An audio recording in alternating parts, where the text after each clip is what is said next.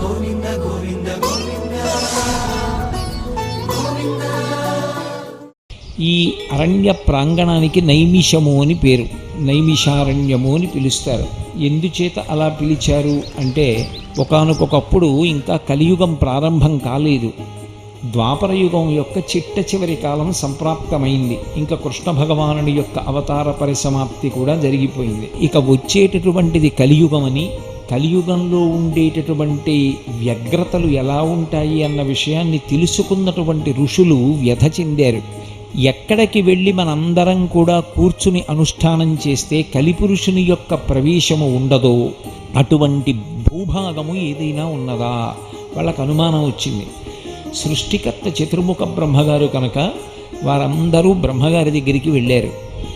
భూమండలంలో అటువంటి స్థలం ఏదైనా ఉంటే మాకు తెలియచేస్తే మేమందరం అక్కడ కూర్చుని తపస్సు చేస్తాం. ఎందుకంటే కలి యొక్క ఉద్ధతి చేత, కలి యొక్క ప్రకోపం చేత మళ్ళీ మా యొక్క తపస్సులు పతనమైపోయేటటువంటి స్థితి సంభవించదు కనుక అటువంటి భూభాగం ఎక్కడున్నదో తెలియచెయ్యమని అడిగారు. బ్రహ్మగారు దర్భలతో ఒక చక్రాన్ని తయారు చేసి దుల్లించారు. ఆ చక్రం యొక్క నేమి ఇరుసు ఎక్కడ విరిగి పడిపోతుందో, ఇక ఆ చక్రము దొల్లదో, అది కలిపురుషుడు ప్రవేశించినటువంటి పరమ పవిత్రమైనటువంటి ప్రాంగణమని, కాబట్టి మీరు ఈ చక్రం వెంట వెళ్ళవలసింది అని బ్రహ్మగారు నిర్దేశించారు. ఆ దర్భలతో తయారు చేయబడినటువంటి చక్రం వెనక ఋషులందరూ బయలుదేరి వచ్చారు. ఆ వచ్చినటువంటి చక్రం తిరుగుతూ వచ్చి ఈ అరణ్య ప్రాంగణంలోకి ప్రవేశించిన తరువాత నేమి అంటే ఇరుసు విరిగిపోయి ఆ చక్రం ఇక్కడ పడిపోయింది.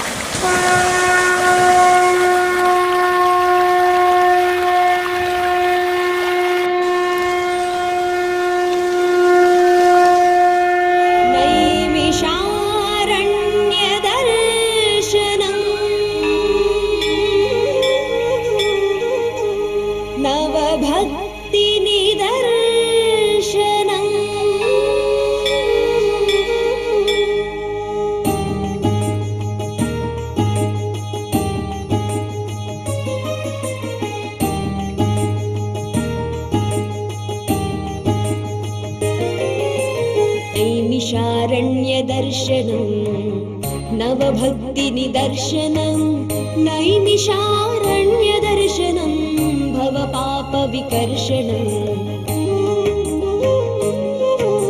పురాణాలు పురుడు పోసుకున్న నైమిషారణ్యదర్శనం, పుణ్యాల తొలి పులకింతల నైమిషారణ్యదర్శనం, శౌనకాది ముని శుభ సూక్తుల నైమిషారణ్య దర్శనం, కలికాలు మోపని కళల నైమిషారణ్య దర్శనం. నైమిషారణ్య దర్శనం నవభక్తి నిదర్శనం, నైమిషారణ్య దర్శనం.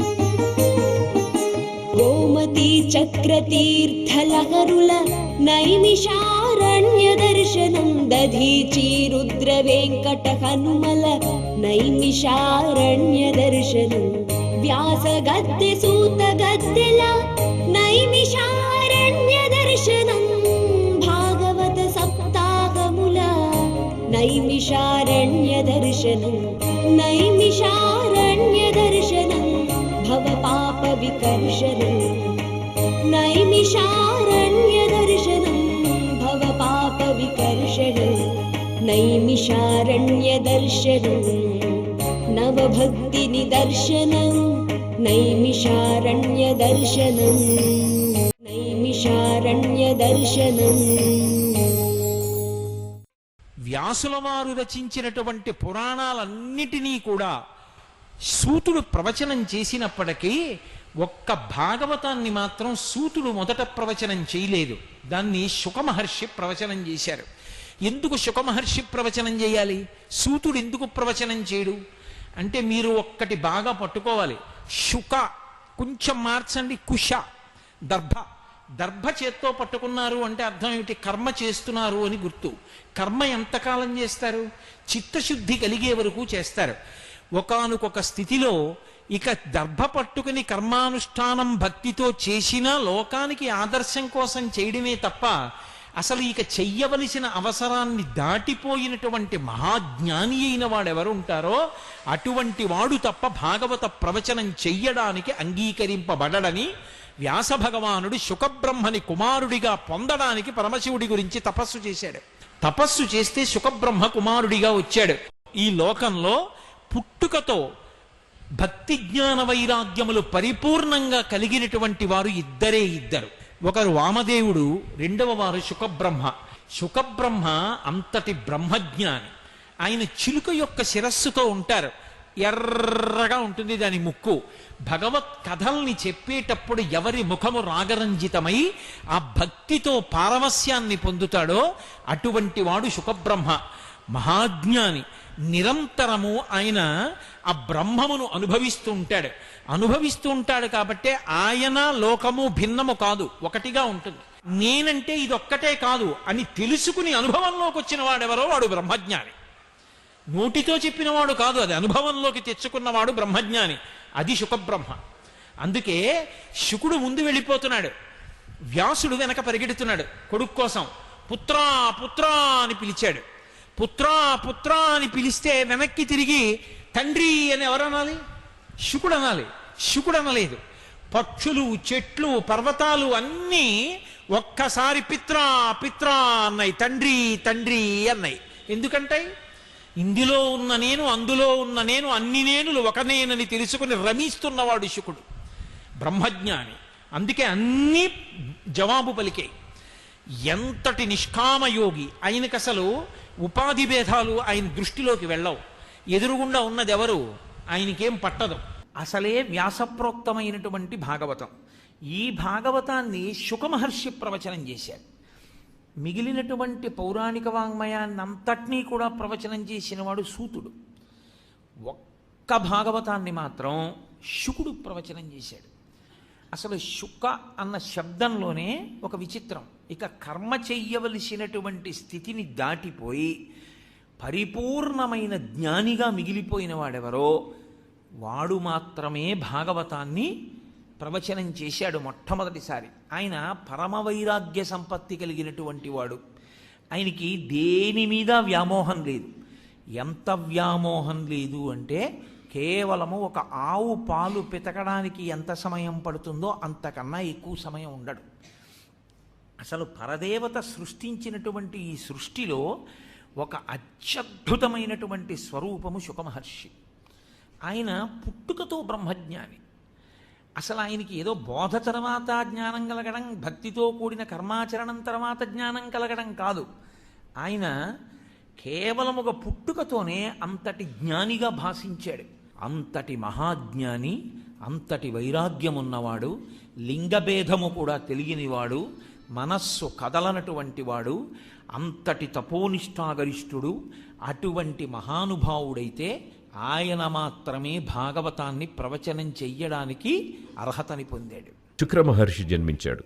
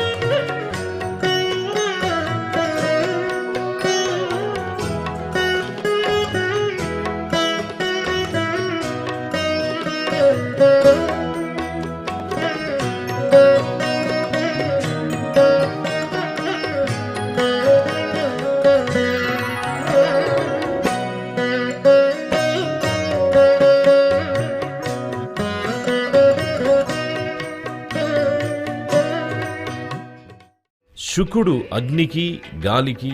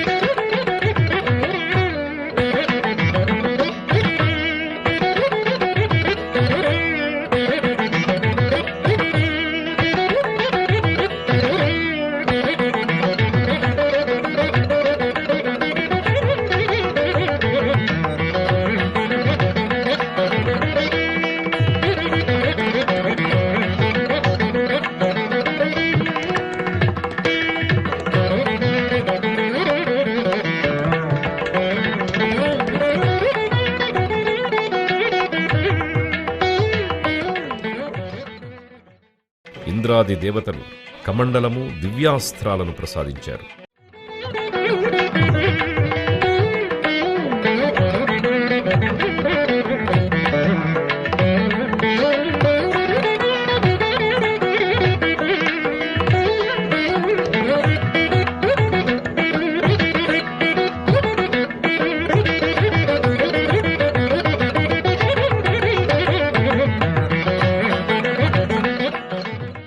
నేర్చుకున్నాడు.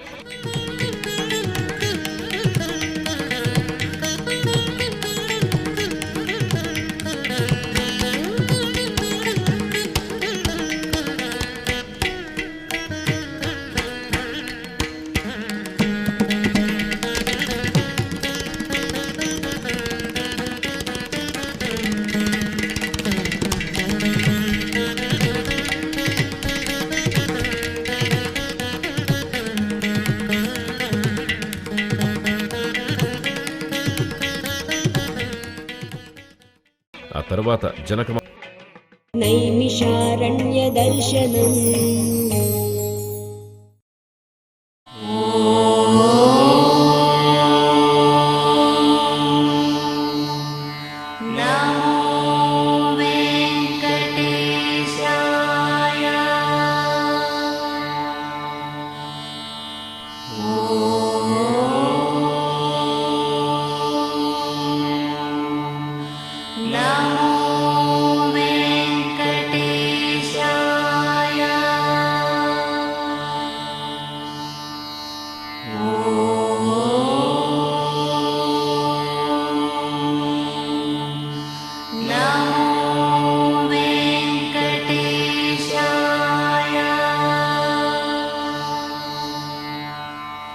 ఓం